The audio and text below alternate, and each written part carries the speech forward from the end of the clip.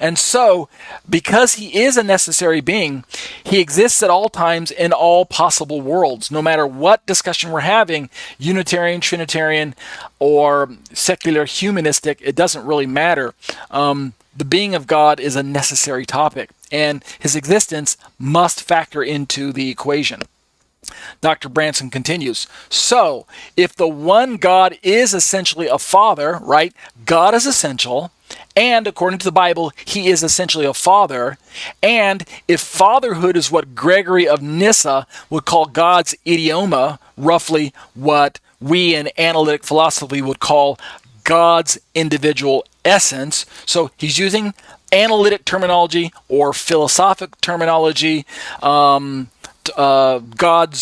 idioma or idioma, God's essence, or the nature of God's being. What is it that makes God who he is? And part of what Dr. Branson agrees is that God's fatherhood is essential to his very nature.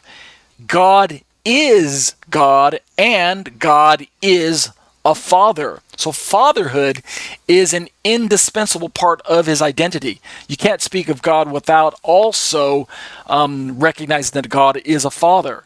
And thus, he continues in his little syllogism here, then if God is God and God is a father and God is necessary and fatherhood is part of his identity, then the Son of God exists and has always existed, indeed necessarily exists. So you have to follow his logic. If God is and Father is part of who God is, then the Son must also exist because sonship is implied from fatherhood. God's title of Father and Yeshua's title as Son are linked together. And if God is eternal as a Father, then the sonship of Messiah must also be, you ready for it? Eternal.